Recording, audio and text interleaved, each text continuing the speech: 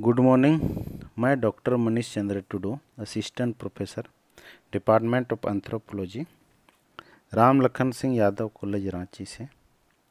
आज मैं anthropology honours के सेमेस्टर 1 के विद्यार्थियों के लिए पेपर 2 अर्थात CC2 से संबंधित एक टॉपिक के बारे में डिस्कस करने जा रहा हूं। और टॉपिक है आंकड़े तथा इसके प्रकार अर्थात डेटा एंड इट्स टाइप्स। तो सबसे पहले हम आंकड़े का अर्थ अर्थात मीनिंग के बारे में जानेंगे।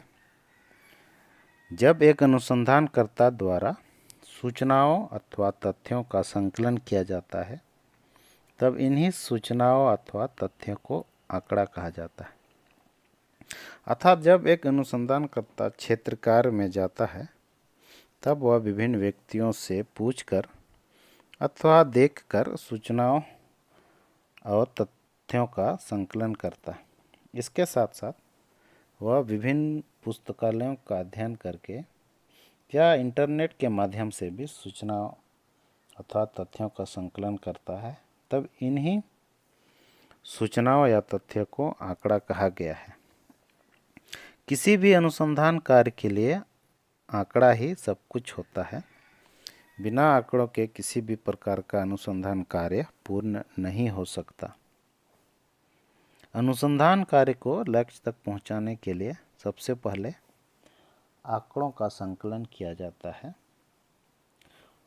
अर्थात इसके बाद ही अनुसंधान कार्य आगे हो पाता है।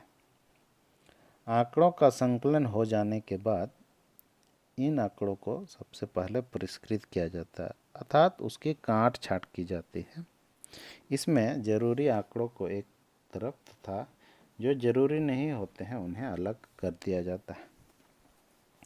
इसके बाद उनका वर्गीकरण करके इन आंकड़ों को विश्लेषण एवं उनकी व्याख्या की जाती है और अंत में उन्हें विभिन्न अध्यायों के माध्यम से प्रस्तुत किया जाता है। अब हम आंकड़ों के प्रकार अर्थात इसके टाइप्स के बारे में बात करेंगे। सामाजिक विज्ञान में कई तरह के विषयों पर अनुसंधान कार्य होते हैं। समाज में कई पहलू होते हैं जैसे सांस्कृतिक, सामाजिक, आर्थिक, धार्मिक, राजनीतिक तथा स्वास्थ्य से जुड़ी पहलुएं शामिल होती हैं। इस प्रकार से सामाजिक विज्ञान का जो अध्ययन क्षेत्र है उनका दायरा बहुत ही बड़ा होता है। उनमें विभिन्नता पाई जाती है और इसी विभिन्नता के कारण आंकड़ों को उनकी प्रकृति, स्वभाव एवं स्रोत के आधार पर अनेक प्रकार के समूहों में विभाजित किया जा सकता है, जो निम्नलिखित हैं। सबसे पहले हम उन मेन पॉइंट के बारे में बताएंगे, उसके बाद एक एक करके उनका विश्लेषण किया जाएगा। तो पहला है प्राथमिक एवं द्वितीयक आंकड़े अर्थात प्राइमरी एंड सेकेंडरी डेटा। दूसरा प्रकार है अपरिष्कृत एवं परिष्कृत आंकड़े अर्थात रॉ एंड क्लासिफाइड डेटा। तीसरा प्रकार है गुणात्मक एवं परिमाणात्मक आंकड़े अर्थात क्वालिटेटिव एंड क्वांटिटेटिव डेटा।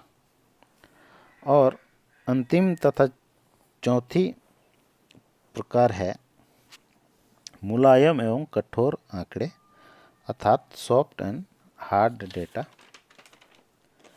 तो हम सबसे पहले प्राथमिक एवं द्वितीयक आंकड़े के बारे में बात करेंगे। प्राथमिक आंकड़े जब एक अनुसंधानकर्ता स्वयं क्षेत्र में जाकर तथ्यों अथवा सूचनाओं को संकलित करता है तब इस तरह के सूचनाओं अथवा तथ्यों को प्राथमिक आंकड़ा अर्थात प्राइमरी डेटा कहा जाता है। इसमें अनुसंधानकर्ता स्वयं घटना स्थल पर उपस्थित रहता है तथा वहां घटित होने वाले घटनाओं, व्यवहारों तथा वस्तुओं का प्रत्यक्ष रूप से निरीक्षण करता है। इस प्रकार के आंकड़े एक अनुसंधान के द्वारा सर्वप्रथम संकलित किया जाता है, अर्थात वह प्रत्यक्ष रूप से इस तरह के सूचनाओं या तथ्यों को एकत्रित करता है। इसी का दूसरा भाग है अर्थात द्वितीयक आंकड़े। जब हम या एक अनुसंधानकर्ता दूसरों के द्वारा संकलित तथ्यों या सूचनाओं को प्रयोग में लाता है, तब इस प्रकार के सूचनाओं को द्वितीयक आंकड़ा अर्थात सेकेंडरी डेटा कहा जाता है।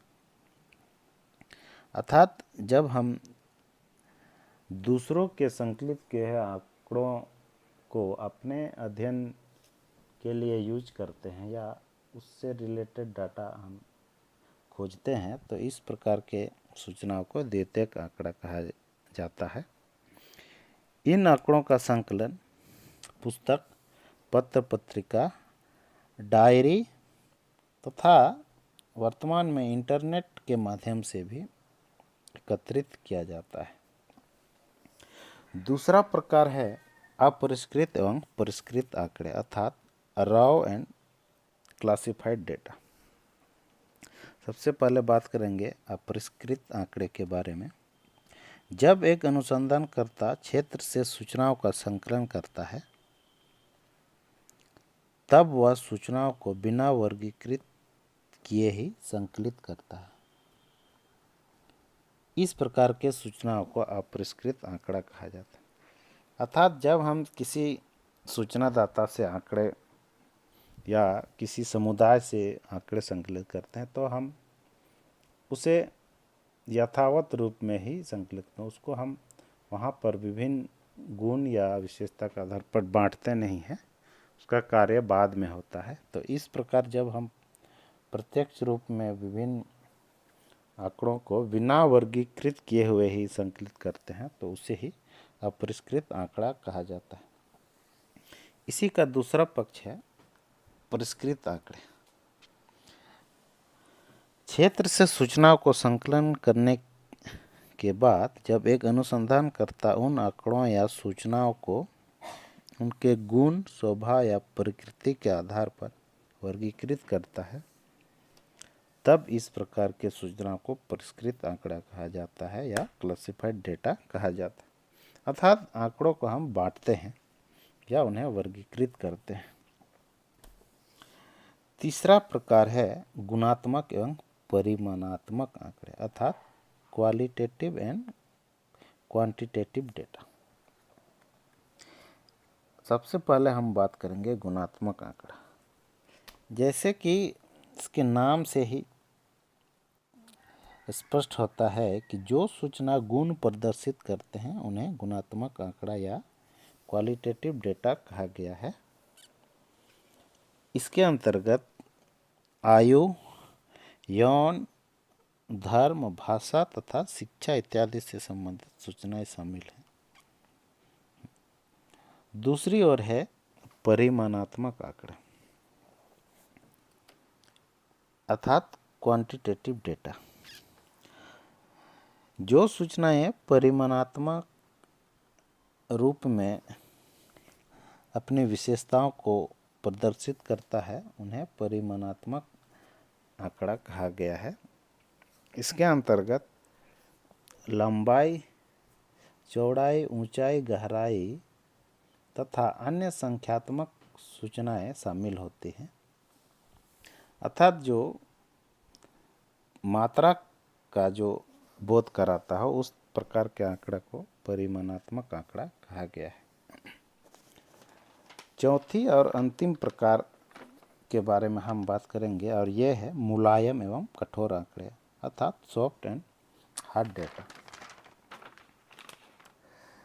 मुलायम आंकड़े वैसे आंकड़ों या सूचनाओं को कहा जाता है जब एक अनुसंधानकर्ता देख कर ही उसके बारे में संपूर्ण जानकारी प्राप्त कर लेता है।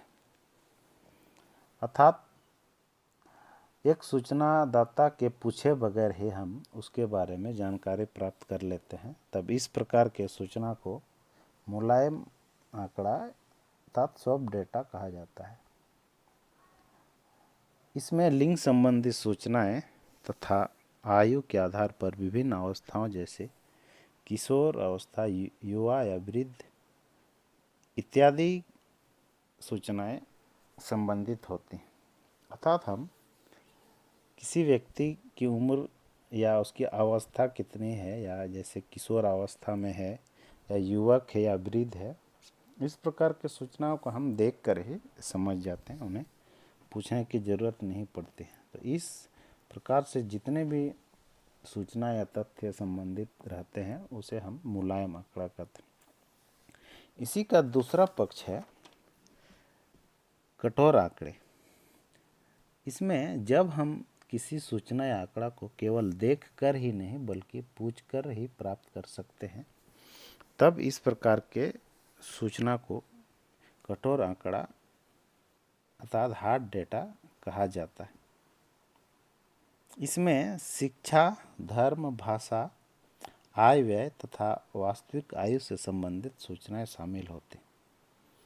अर्थात इस प्रकार के सूचना को संकलित करने के लिए हमें उस व्यक्ति या समुदाय से पूछना पड़ता है, क्योंकि जैसे कि कहा गया शिक्षा या धर्म या भाषा से संबंधित, इसमें जब तक हम किसी व्यक्ति को ये नहीं पूछते कि आप कितने पढ़े हैं तो हम उसको देख कर नहीं बता सकते हैं, उसके लिए हमें पूछना पड़ता है। उसी प्रकार से धर्म और भाषा के बारे में भी यही बात लागू होती है।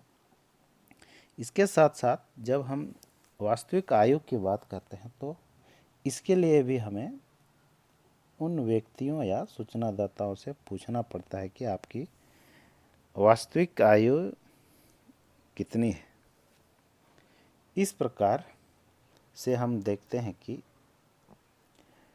मानव शास्त्र में इन 4 प्रकार के समूहों में आंकड़ों को बांटा गया है, क्योंकि इसका अध्ययन क्षेत्र या विषय क्षेत्र बहुत ही बड़ा होता है, तो उसी कारण से